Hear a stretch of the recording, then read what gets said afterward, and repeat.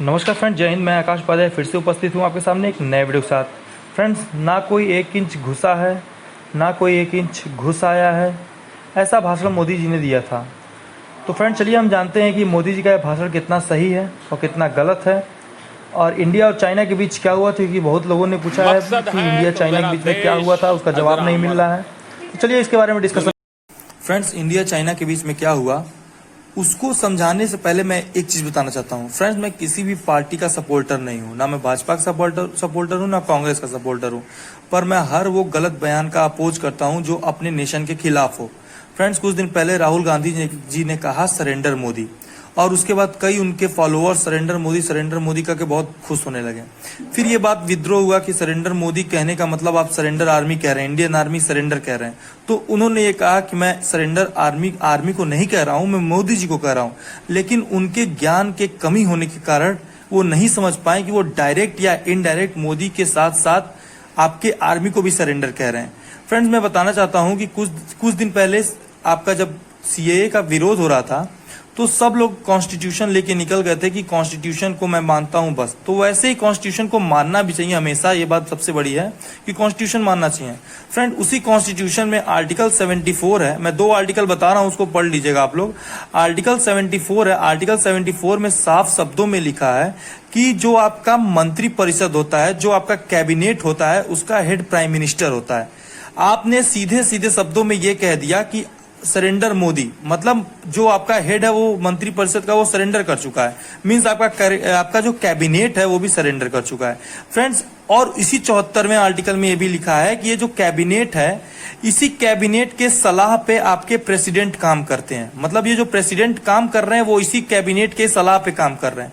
Means आपने prime minister को क्या कहा कि वो सरेंडर है, मींस वो हेड है इस कैबिनेट के, वो कैबिनेट भी सरेंडर है। और ये सरेंडर कैबिनेट प्राइम मिनिस्टर को सलाह देगा कि आप सरेंडर हैं, मींस आपको इनडायरेक्ट और डायरेक्ट इनडायरेक्ट आप प्रेसिडेंट को सरेंडर कह दे रहे हैं। ये बात यहां तक क्लियर हुई। फिर उसके बाद आर्टिकल आपका 53 ये कहता है कि आपके मिलिट्री का, आपका जो मिलिट्री है, जो आर्मी है, एयरफोर्स है, नेवी है, जो मिलिट्री है, आपका जो सुप्रीम कमांडर होता है वो आपका प्रेसिडेंट होता है। ठीक है फ्रेंड्स, आप पहले ही आप डायरेक्ट इनडायरेक्ट प्रेसिडेंट को सरेंडर, मतलब आप सुप्रीम कमांडर ऑफ मिलिट्री को सरेंडर कह दिए। लेकिन फ्रेंड, मैं इतना बताना चाहता हूं कि किसी के कहने से कुछ नहीं होता है। Indian army, Indian navy, Indian air force means Indian military और इंडियन प्रेसिडेंट कभी सरेंडर ना हुए थे, ना होंगे, और जिसकी ये मंशा है वो कभी पूरी नहीं होगी। ये मेरे लिख के मैं दे देता हूं आप लोग को, क्योंकि इंडियन आर्मी जैसी पूरे विश्व की कोई आर्मी नहीं है। मुझे गर्व है इंडियन आर्मी पे।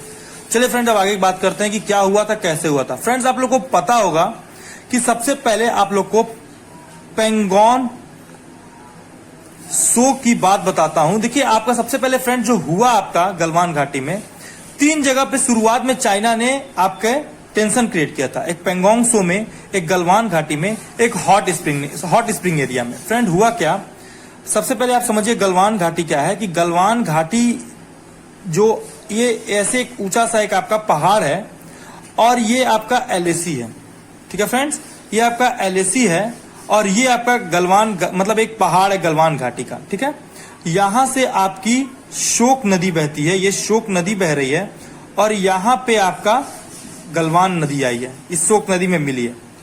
फ्रेंड, एकदम यहां पे, जस्ट यहां पे ये दौलत बेग ओल्डी जो है, दौलत बेग ओल्डी की एयर बेस है। अब ये एलएसी है फ्रेंड। एलएसी के कुछ, मान लीजिए कोई आप लोग का 2 देशों का बॉर्डर है, तो कोई भी देश एकदम किनारे आके, और भी आर्म के साथ किनारे एकदम आके नहीं रहता है। फ्रेंड्स, चाइनीज आर्मी ने क्या किया कि वो एकदम मतलब एलएसी के पास बहुत भारी मात्रा में गलवान घाटी में अपने फौजियों को तैनात कर दिया विथ आर्म्स, और ये ऊंचाई पे है, ये सब ऊंचाई पे थे। अब हमको दौलत बेग ओल्डी का जो एयर बेस है उस पर खतरा लगने लगा, और इंडिया ने भी यहाँ पे एलएसी के पास यहाँ पे तैनात कर दिया अपने फौजियों को। अब सबसे पहले यहाँ ये क्यों हुआ ये जान लीजिए। फ्रेंड, ये जो पेंगोंग सो है, पेंगोंग सो में 8 फिंगर है, ये कुछ 8 फिंगर ऐसे ही है।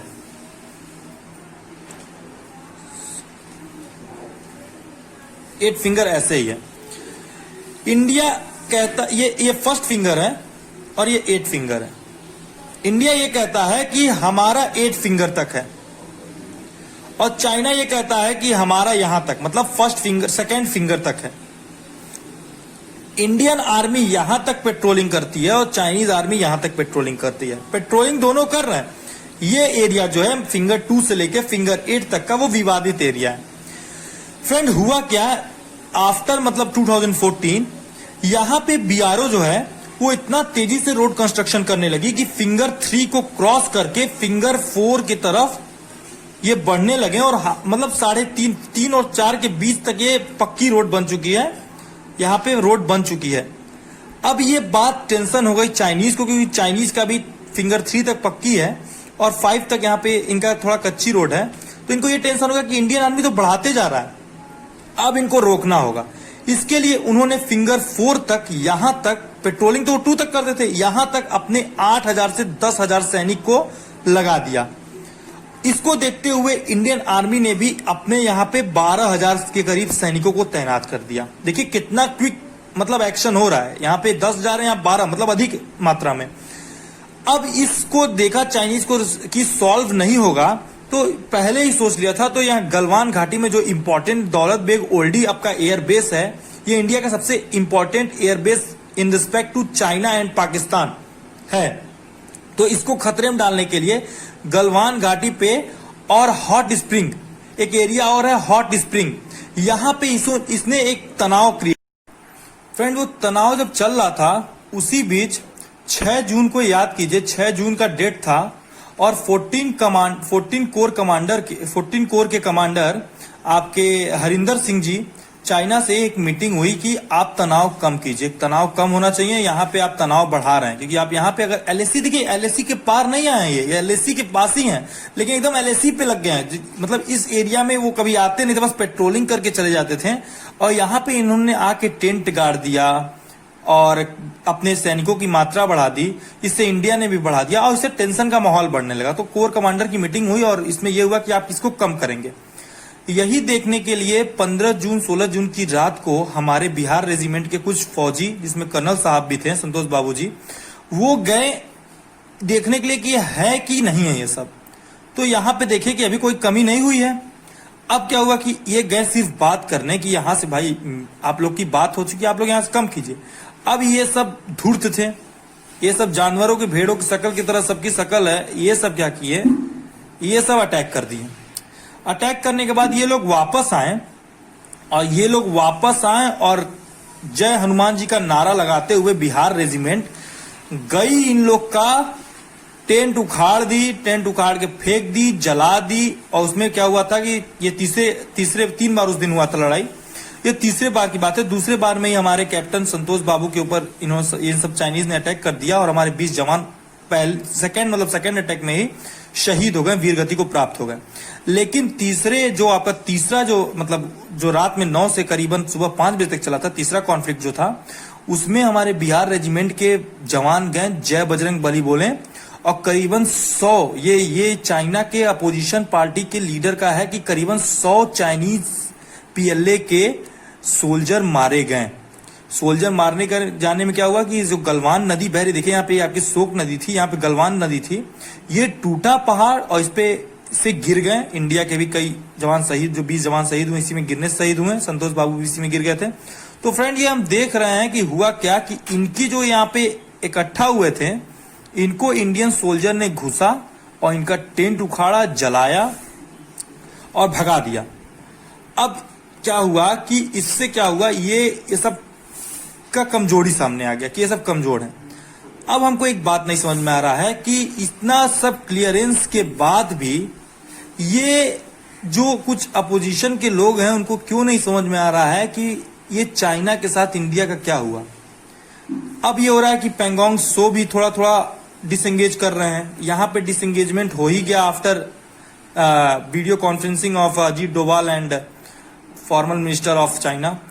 तो धीरे धीरे डिसएंगेजमेंट हो रहा है और इंडिया का एक बहुत ही मतलब स्ट्रांग कदम था चाइना के खिलाफ। और जैसे पहले ही बता दिए हैं कि आपका जो बोला गया है सरेंडर मोदी, वो कितना गलत बात है। फ्रेंड लास्ट बात मैं ये बताना चाहता हूँ, ये कहना नहीं चाहिए, गलत है ये, मतलब अपने इंडिया के प्राइवेट चीज को बताना गलत बात है, लेकिन मैं किसी ऑफिशियल पोस्ट पे नहीं हूँ इसलिए मैं बता दे रहा हूँ कि पहले जो विवाद था, भले हम मान रहे पूरा अक्साई चीन इंडिया का हिस्सा है, लेकिन उसको नेहरू जी ने खो दिया है। तो ये भले एरिया हमारा 8 फिंगर 8 तक पूरा एरिया हमारा, ये हम मानते हैं, लेकिन चाइनीज भी आज तक जो था वो आज से नहीं, सन 1962 के बाद से ही वो सेकेंड फिंगर तक पेट्रोलिंग करते थे। तो मतलब भले हमारा 8 तक है तो क्लियर हमारा है, लेकिन वो भी सब यहां तक दावा करते थे। अब इंडियन आर्मी 4 पे है, यहां तक अब क्लियरेंस है कि अब ये इंडिया का ही है। पहले कहां तक दावा था? पहले दावा तक था 2 तक, लेकिन अब इंडियन आर्मी कंफर्म इसी बात पे बहस हो रही है कि इंडियन आर्मी कर 4 तक तो मेरा ही है। अब बात है 4 से 8 तक का, मतलब ये हमारा हिस्सा तो है ही, ये तो गारंटी हमारा हिस्सा है।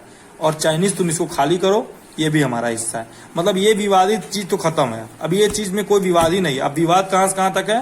4 से 8 तक। और पहले विवाद कहां से कहां तक था? 2 से 8 तक।